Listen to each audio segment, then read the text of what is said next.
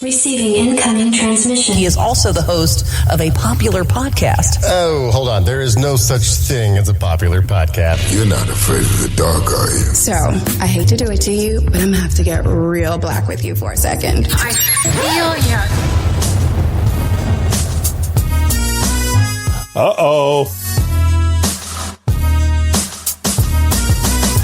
You know, I'm back. Yeah, what's up? It is the 7:30 show with your man, Latone Hart, the Dark Dick Clark. Big Stretch Mark, the man that bangs your grandma in the dark. What's up? I know it has been a minute, man. It has been a minute since I've podcasted. A lot has happened, but we're back at it, man. You know, finally got in the new place, got everything set up, feeling good. Health is good. So I'm glad to be back. I'm glad to be back, and we are back here at the 7:30 show. So make sure you tell a friend. You can get the 7:30 show on Spreaker, Stitcher, iTunes, anywhere you get great podcasts. Let me shout out to all my friends who've still been podcasting and holding it down, especially my man Dino Red over there at the, you know what, over there at the Shiznit. He's been over there doing it big nonstop, man, keeping me inspired, keeping me entertained. Of course, my man Tim with the What Up Doe show. We've been talking a lot. He's thinking about coming back, and a lot of great podcasts, man, out there. I've been listening to this one podcast called The Nod. I really like that podcast, man. I gotta meet up with those guys. Those guys are great.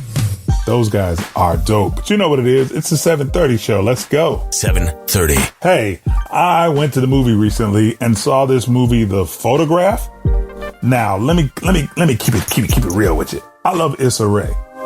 I think Issa Rae is a generational talent. I think she represents her generation great. She is phenomenal. Ever since she had the little YouTube show where she was at work, what was her name on there? It was a Diary of a Mad Black Girl or something like that. I've loved Issa Rae. I love Insecure. I think Issa Rae is hilarious. She is funny. But I don't know about Issa Rae as a romantic lead. I don't know. Issa Rae as a romantic lead might not work for me. I watched the movie The Photograph. It was her and Lakeith Stanfield. I don't know. You might know him from Atlanta. He's kind of the weird guy in Atlanta. But him and her had no chemistry whatsoever. Now, I like The Photograph because it's a positive movie, positive black people, positive black people have a job. Then, Lil Rel was in there. He was the best part of the movie. But I'm sitting there watching this movie. It's like, man, I don't want to see them stay together. I don't care if they break up. Like, this movie is whack. The best part of The Photograph was the mom. You've seen The Photograph. The mom, she was kind of sexy, and her story was more interesting than the story they were trying to tell. So, I don't know. If you go to the movies, check out The Photograph. Don't expect much. I heard somebody try to say it was Love Jones-ish. Are you crazy? There is nothing like Love Jones at all. There is no Love, no Jones in it. It is. The Photograph is a good movie if you don't have anything else to watch on Netflix. Issa Rae, of course, is beautiful. Like, she's great looking. But I don't know. She needs to be funny. I think there's another movie coming out with her where she's with this Indian dude and she's being funny. When Issa Rae can be funny, that's what I want to see. But her and Lakeith from Get Out, he was in Get Out too. He was the guy that said, "Get out, get out, get out," which is what Mayor Pete said, get out. They just they're like plastic. Like they must not like each other. That's kind of what I got from it. I was watching it like, do they dislike each other? Yeah, you know what I'm saying? 7:30. You make me feel like a nasty old woman. Check this out. The coronavirus. Everybody's talking about the coronavirus. You know what it is. Every couple years they have a virus or something to scare everybody. So now it's the coronavirus. It was Ebola. It was the bird flu. It's been all kinds of H1N1, whatever. It's always something. So now the coronavirus is out there and everybody's scared. But there was a survey that was done last week. 38% of people said they won't buy Corona beer because of the coronavirus. Man, how does that make you feel about the intelligence of this country right now? Thank you, President, whatever your name is. What's your name? I can't remember your damn name. But that's not a good thing, man. It's not a good thing. I used to think that I wasn't fly enough, 'cause the homies told me I wasn't wild enough. But now I'm sitting back trying to figure out how to cock and aim so I could chalk 'em out. And it's killing me, a third degree. I shot my eye from a distance. What you see, cause you don't see in me. When I'm done, you gon' know, ain't make believe. So cold, never knew that I was gripping. If a nigga get to tripping, I'ma ride. Yeah, sing it, man. Sing it. Cuz sing it, man. That boy's good. That boy good. That boy can sing. Yo, I'm having issues today, man. I don't know if you heard about all the drama that's going down with my favorite hip hop group, Public Enemy. Public Enemy. Public Enemy. You are a public enemy. I don't know if you've been hearing, man, but it's crazy. What the fuck? Really, what the fuck is going on? Now, this past Saturday, Bernie Sanders had a rally in LA and Public Enemy was slated to perform, but Flavor Flav was like, hey, wait a minute, Bernie. Don't be putting Public Enemy's name on your little thing. I don't support you. You know, I'm cease and desist. He even called his lawyer and had him cease and desist. Problem is, Flavor Flav does not own the name or the moniker or the symbols of Public Enemy. Guess who does? Chuck D. Chuck D owns everything. He owns Public Enemy, the name, the title, the group. He owns it. So today they kicked Flavor Flav out of Public Enemy. Are you crazy? There is no Public Enemy without Flavor Flav. That's like there's no NWA without Eazy-E. You know, it really isn't. I mean, when Andre 3000 decided to walk around New York in Anita Baker shirts, there's no more Outkast. It's over. I mean, when one of the Fat Boys lost all that weight, there's no more Fat Boys. Now I got to deal with this. There's no more Public Enemy because I'm never going to see Public Enemy without Flavor Flav. I've seen Public Enemy 3 times. Each time it was Chuck, it was Flavor Flav, and some DJ, some new DJ. I don't care. As long as Chuck and Flav is there, I'm down with Public Enemy. But I don't get this, Chuck. You kick Flavor Flav out for the Bernie Sanders thing, but not for the 3 seasons of The Flavor of Love? Seriously, Chuck. Like, The Flavor of Love was embarrassing. That would have been enough to kick him out, but how you kick him out for this? And you know Flav is tripping. You know Flav half drunk, don't know where he is. He don't know the difference between Bernie Sanders, Barry Sanders, or Colonel Sanders. He don't know the difference. Can't be kicking Flavor Flav out over Bernie Sanders. I mean, you got to fight the power. You've got to fight the power. That's why we are going to win the election. We're going to give everybody free healthcare. Fight the power. Don't believe the hype. Don't believe the hype. My Bernie Sanders. I want to know if you know where the Terror Dome is. Come on, man. You can't get Flav out for Bernie Sanders, man. Really. You can't kick him out for that, man. That's absolutely ridiculous, man. I can't roll with that. Get trusted. Can't trust it. I don't know if stupidity is rising or if I'm just noticing it more, man, but just dealing with stupid people is getting on my nerves, okay? There are certain jobs that should have a minimum education requirement, all right? I'm not saying everyone needs to go to college, but for example, if you work behind a cash register, then your ass should be able to count to 10, okay? That's all I'm saying. You know, I bought something, right? It's like $14.03, you know, so I give them a 20 and they punch it in the register, you know, and it's automated. The register tells her how much change. Then I give her 3 cents. Manager on register 12.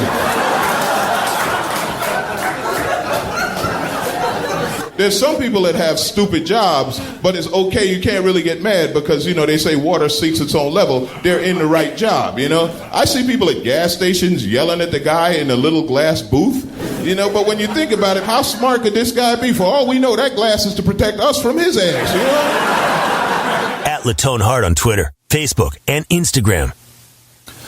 Yo, it is the 7:30 show. I'm your man, Latone Hart. Hey, please check out my new online radio station if you get a chance, all right? It's at www.raven929.com.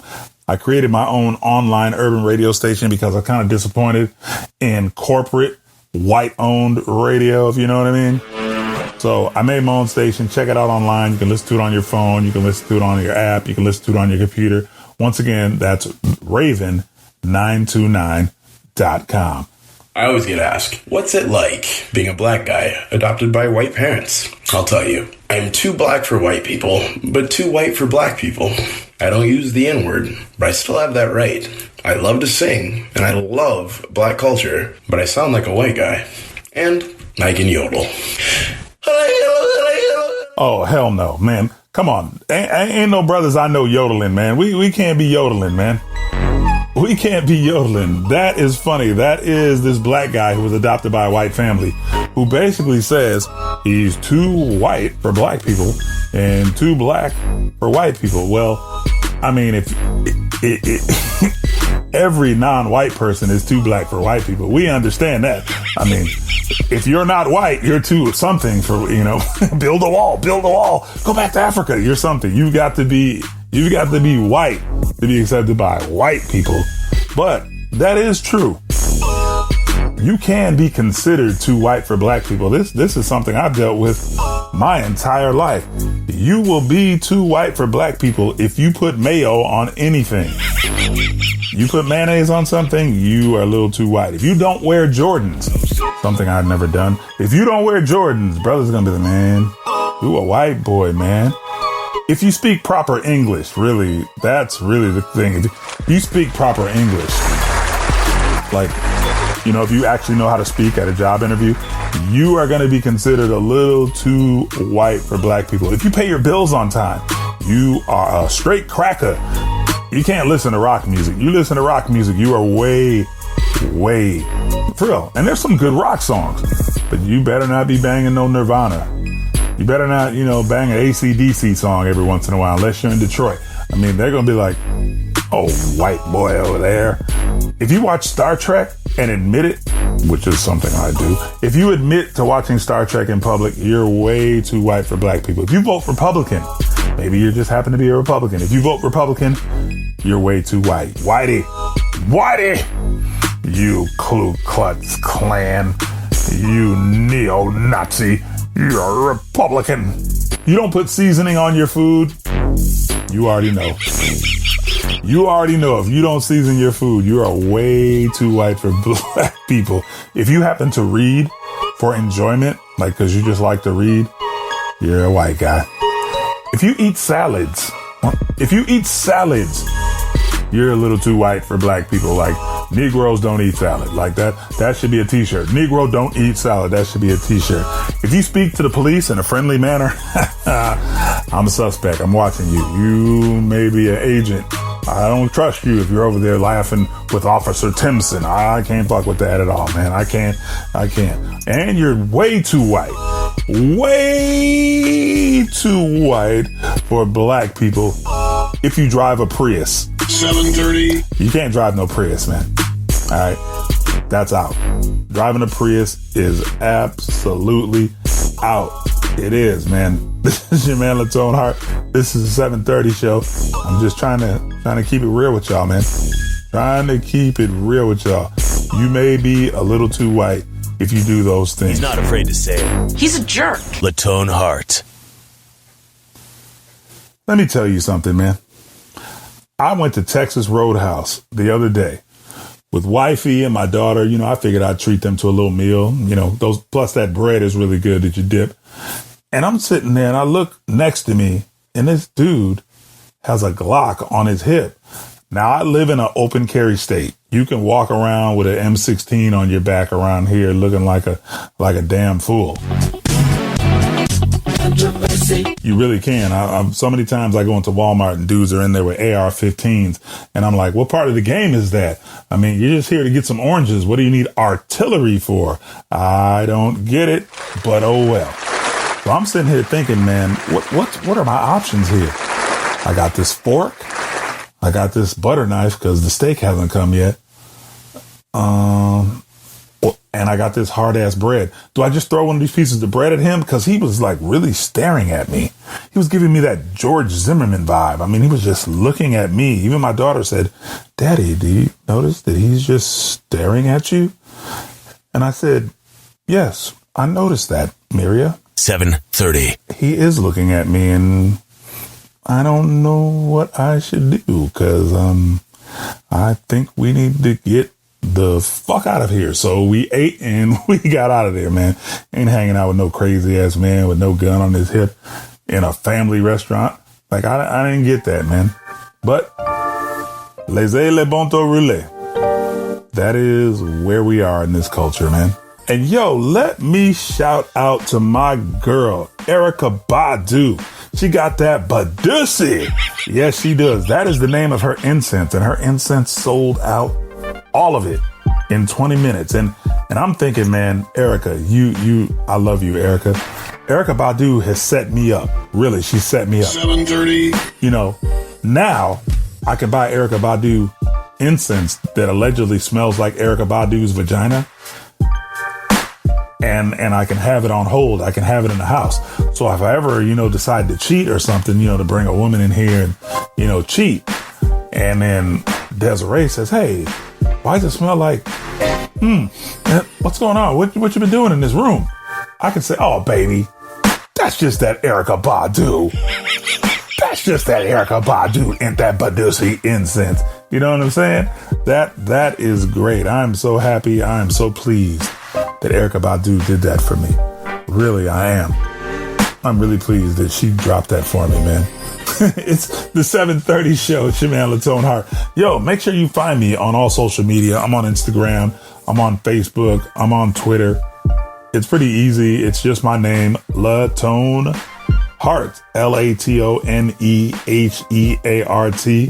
This is the 730 show. This is where I get to get it off my chest and talk a little shit, if you know what I mean. Man, tell your friends, please subscribe, and we will continue to give you great shows. All right. It is the 730 show. You be good. I'm out. Don't do anything I wouldn't do, which isn't that much. But you know what? Your auntie, she kind of sexy with them big old titties. I would touch. 730.